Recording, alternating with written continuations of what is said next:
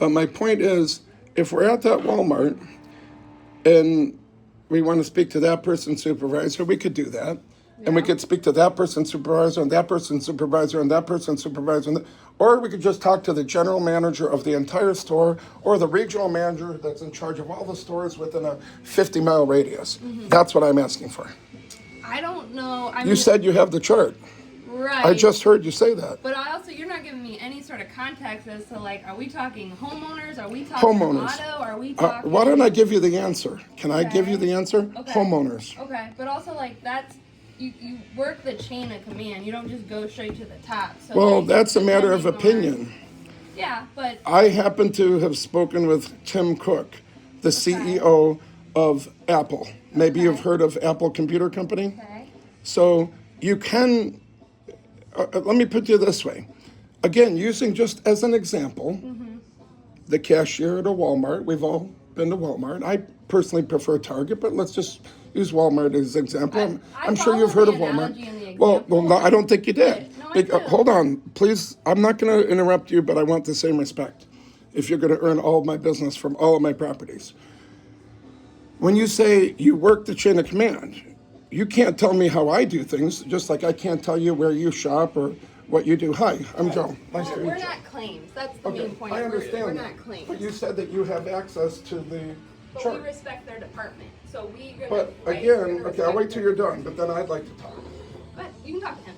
Oh, what is your name? I'm Jared. I'm the agent here. Oh, nice to meet you. Nice to meet you. As I was telling this nice young lady here, if I have a problem at a Walmart, for example, with a girl ringing me up, she's a relatively low level. She's not the chief executive officer of Walmart or the president or anything like that.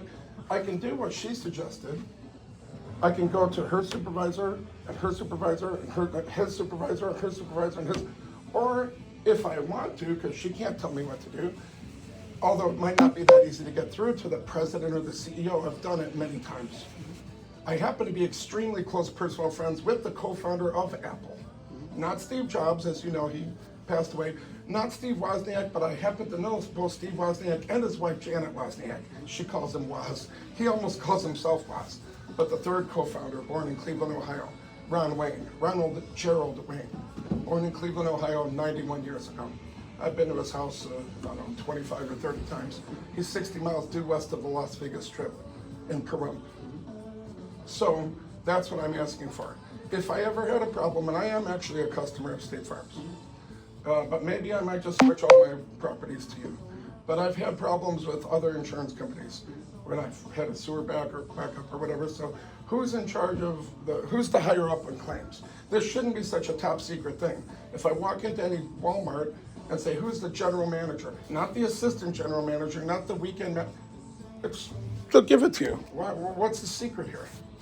No secret. If I asked her who's in charge of this whole office, I'm sure she would give me your name. That's right. She might not give me your home phone number, nor would I expect her to.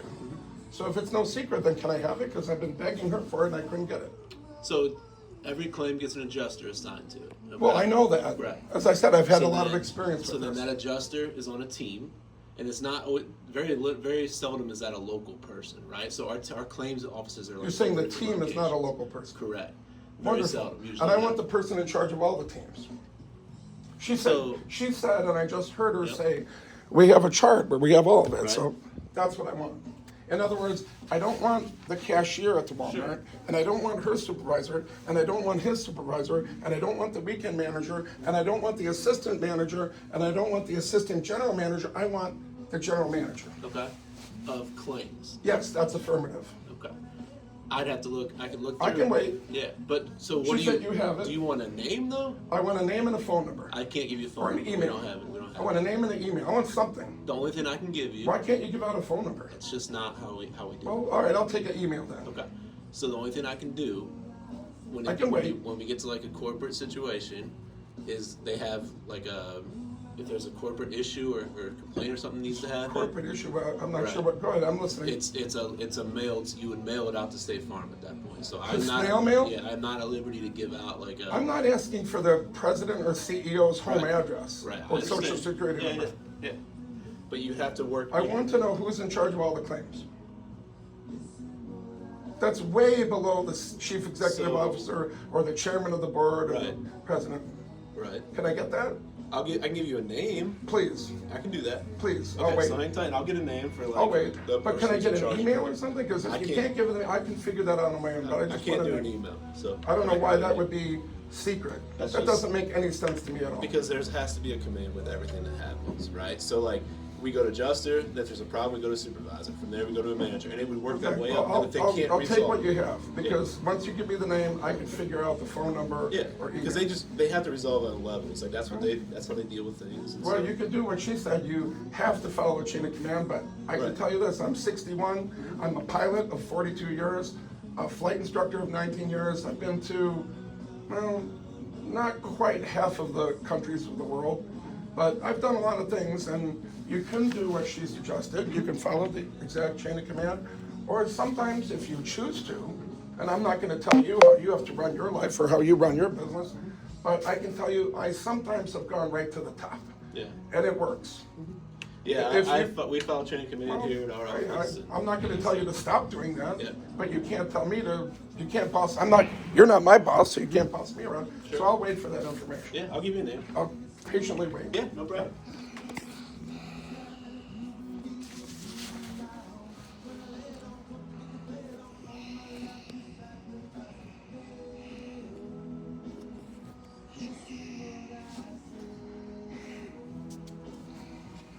Oh, hello there again, I remember you.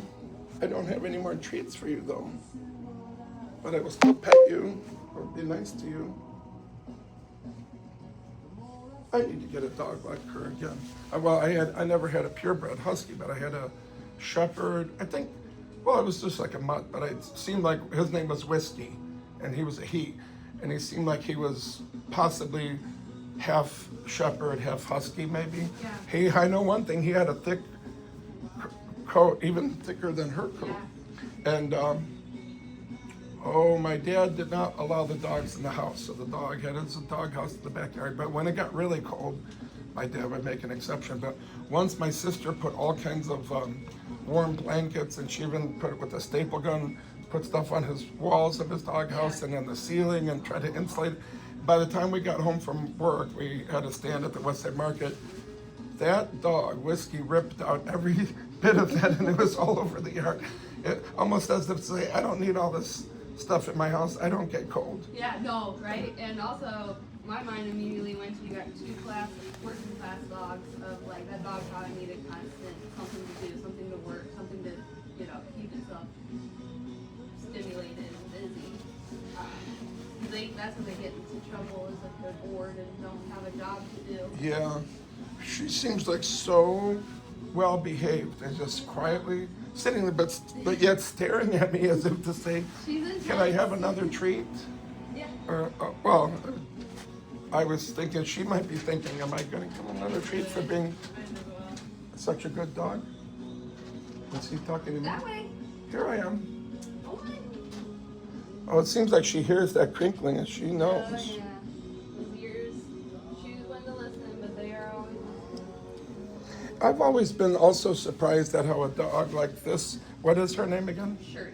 What is it? Shuri. Shuri? Shuri. Shuri. Like so many dogs, even when they have razor sharp teeth, as like a puppy, it seems like you're feeding them and they somehow know not to hurt your fingers. At least some of them do. She takes it very gentle. Yes, I noticed I that. have no more. That's it. Oh, I think you get enough real food. You don't need to be eating snacks all day long. No, she gets walked regularly. She gets a lot of attention, so she's pretty mellow. Well, I could see how probably everybody that comes in here is probably very interested in talking with her, and just like me, and staring right into her beautiful eyes. What would you call those? They're kind of like whitish gray with the. Yeah, they're definitely blue. Oh, they are kind of blue. Okay. Yeah, they're definitely blue. And then huskies, they're the ones that sometimes have two different color eyes, They right? can, yeah. I heard that's that a. is acceptable in the breed. They like that is Yeah. the AKC recognizes that as pure purebred. Look at her. She knows where they're at. She's She knows gonna how to sit work there. it. She knows, but maybe the sad eyes or the beautiful eyes is like, well, okay, one more, but maybe you've had enough. Probably have. Is that all you think about is food? No, well, She used likes- to not, but then she discovered, she's like, oh, there are good things out there. Like going for a walk is also probably very fun, I think. Very high up on her hierarchy Seems like- of needs. We did that this morning. Yeah. We did that already. And you said she's small. She's fully grown, but she's small for Yeah. her breed. The range is anywhere from, I think, 35 to 55 for a female, and she's 42. So she's on that. She's far- very much on the bottom end of the. Yeah, and her height probably. You're petite. Maybe that's what we should call it, petite. Which is kind of funny. Well, she's not a husky, she's a.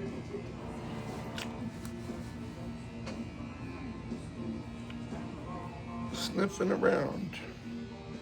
See, I don't have anything for you. This Oh, name, John Christensen, is VP of Property and Casualty Claims. no, you're going too So fast vice for me. president. Also, I should let you know I lost 100% of my hearing in this year recently. When I was run over by a car, I was on vacation in Tampa and was on the electric scooter, so I was life flighted, and I haven't had a chance to go see the ENT. Maybe they could stitch something back together. But you were talking fast, and John Christensen, you said he's a PNC. What does that stand for? Property and Casualty. Oh, So Property and auto- Casualty Claims Manager, VPO, Vice President of Operations for Vice claims. President Operations, and there's a 1-800 number. Yep, that's the Customer Care Center, State Farm's 24/7 Customer Support Center. So that's like the corporate organization side of number if you need to reach out to them. Meaning corporate as opposed to sales, or what? An Not, agency, yeah. So corporate, so if we're not available, like it's somebody calls us at 6 p.m. It automatically goes goes to to that number, the- and they have a 24/7 center that takes care of things, and that's who, that's the corporate side of things, right? Like the agency side, we're here to help service our clients, sell that sort of thing. So. well, I feel like I might as well tell you the truth. We have a claim going on, and I've owned an emergency water damage restoration company for 36 years, and we've had a lot of problems with State Farm.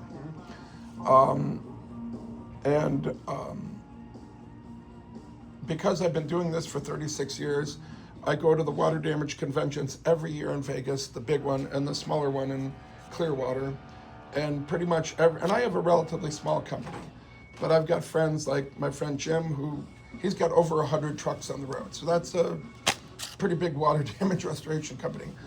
Maybe not the biggest, but certainly one of the biggest. And everybody in our industry will tell you that when it comes to State Farm, it's like, it is bordering, in our opinion, I'm not a lawyer, it's bordering on illegal what these adjusters are doing. It's beyond disgusting. It's beyond evil. Well, evil's a strong word. Adolf Hitler was evil. 50 or 60 million people died, depending on what, so not that evil. But then there's other companies, I think USAA, if I'm not mistaken, I know that you have to be in the military to get their insurance. I think they're kind of number one rated, or certainly within the top 2 or 3. When we do a job for that insurance company, within reason, all they care about is we want you to take care of the homeowner. They're not going to nickel and dime us on, we only pay for 3 days of drying, which is, of course, not true. But it just seems like these adjusters use every sleazy technique in the book. I mean, stuff that is just false. I mean, it's one thing to exaggerate. Like her and I got into it a little bit. If I said, she was, being a little, tiny bit aggressive with me, well, that's a matter of opinion. I mean, I like her. We're talking about the dog. But you could say, hey, I think you exaggerate a little bit. We looked at our cameras, she wasn't. But if I said that she took her hand and slapped me in the face so hard that my head almost put a hole in the wall, now that would be a lie. And I try not to lie, so I wouldn't say that. Sure. But what some of these adjusters have done is, I don't even know I'm usually not at a loss for words. I'm a talker. But it's wrong. And 36 years ago, when I was brand new in the business, they cheated me out of a lot of money. And they were able to do it because in the same way as if you were a 5-year-old kid and you had some candy here, and if I said, hey, you have to give that candy to me, well, you know, not that I would do that to anybody, yet alone a 5-year-old kid, but an adult, if they were crazy enough, they probably could convince a kid to give him all the candy because he's just a little kid. And when I was brand new in the business, I didn't know better. Right. So when they said things like, well, we only pay for 3 days of drying. Well, I wasn't able to say, well, my very good friend Jeff Bishop, who's also a pilot, only he was a helicopter attack pilot in Vietnam, he basically wrote the S500 guidelines that I'm sure you've heard of, the IICRC's S500 guidelines. Most adjusters I've noticed, and I'm not talking, I'm a little bit bad-mouthing the adjusters that they're from, not you or her. You guys have been nothing but courteous, kind, and professional. So I couldn't badmouth either one of you if I wanted to. If somebody came in here and held a gun to my head and said, say something bad about one of these two people, or I'm going to blow your brains out, I'd probably say, well, you better go ahead and pull that trigger because, you know, I know where I'm going to you. I can't say anything bad about you guys. But I'm upset with these adjusters, and I have every right to be. And they're doing it to try to save money. Now, one thing I could say in all fairness to them, there's also contractors that are trying to cheat your company out of money. Right. There's contractors that do that on a regular basis. Sure. They're at the job, the adjuster's not, and they're trying to manipulate in every which way that they can. So you can't really blame the adjusters for being suspicious. Right. Because if it's somewhat, hard, yeah. what's I was that? an auto damage adjuster, and that's why the whole role exists to begin with. If That's why the everyone whole what wanted exists? I didn't hear what The you, role of the adjuster. an the role. adjuster, if Well, yeah, everyone was and I honest, totally then- respect that. I yeah. agree. Yeah, she battled body shops for a couple of years from the auto side, and some body shops just try to add on stuff that doesn't need to be there, and so they have to be tight. You know, they have to. Yeah, no, so I have no problem with being tight. Yeah. I have no problem with the role of adjusters, and I agree with what, I'm saying she because I don't remember your name. Cassie. Cassie. I agree with what Cassie said. Unfortunately, it's a fact of life, though. You got a lot of disreputable contractors. They're trying to cheat the homeowner. Right. They're trying to cheat State Farm or Allstate or Nationwide. Yeah. And because of that, the adjusters, that's their job, is to do what's right for the homeowner, to hopefully be fair to the contractor. And I guess you can almost liken it to, let's say you had 17 office managers before Casey. And if every single one of them, when you weren't here, went through your desk, took your expensive pen, or if you maybe had some petty cash, if they did, well, that doesn't mean that she's like that. Right. She seems like she's very honest. Yeah. So if you automatically treated her like a crook, well, that's not fair to Casey. Right. And so, but because there have been a lot of crooks, the fact that they have to be tight and careful and they want moisture ratings, that I'm okay with. I'm okay with them, and I might not like it, but I understand it. And we have a direct payment work authorization form that it's instructing the adjuster to pay us directly. State Farm never honors that. I don't like it that they don't honor it, but I understand why they do it. Because some contractors will do 85% of the job. Right. If the adjuster pays the contractor, he's off to Vegas. Now you got a little old lady who's like, who's gonna finish my job? So the fact that State Farm sends disregards what the customer signed and insists on having the attitude, our contract is with the homeowner. I understand it. It's totally logical. I don't like it, but it totally makes sense. Sure. I especially don't like it when we're in this area, but I've done jobs in Toledo. I've had a 94-year-old widow woman saying, why didn't they just mail a check to you? Now I've got to find an envelope. I'm going to have to get a ride to the post office. I have to now deposit this check into my account, and I don't even have any checks, so I'm going to have to get a counter check, and it's a huge hassle for the homeowner sometimes. So I don't like it, the homeowner doesn't like it, but at least I understand why they're doing it. Right. Their intention is good. Their intention is to protect Sure. the homeowner from fraud or from somebody that didn't finish the job. Because by giving the homeowner the money, you're not going to hand it over to that contractor if the job's only half done. Right. Definitely. You're going to say, yes, I've got the money, but I want you to finish the other 2 rooms. The check is for all 4 rooms, and you've only done 2. I'm not going to pay you in full with it. So I appreciate you giving me this, because maybe he could help. Because here's the other thing I don't like. Since you're allowing me to vent, I feel better just because you've allowed me to speak. And I've trained some of my employees, including one guy, Larry, who's been with me 32 years. Is that a long time? It's a long time. And I'm lucky to have him. He has 2 separate 4-year engineering degrees from Case Western Reserve. I didn't go to college, but he did. And now I lost my train of thought. What was I just saying? I've trained everybody, even Larry, starting 32 years ago. When you have a customer complaining, calling up, they've got a problem. It could be a 90-year-old woman saying, I can't find my slippers, you moved all my stuff around. Whatever her complaint is, or his complaint, I'm like, the best thing you could do, I read this somewhere, it's even better than agreeing with them. Because if you agree with them and say, you know what, Mrs. Johnson, you're right, we should have told you where we put the slippers. If she's very upset, she might say, you're damn right I'm right. I don't need you to tell me that I'm right. I already knew that but just letting them talk. Mm-hmm. Sometimes, and they might talk for a long time, just like I always do. And then they just feel better because they feel like, finally somebody's listening to me. Mm-hmm.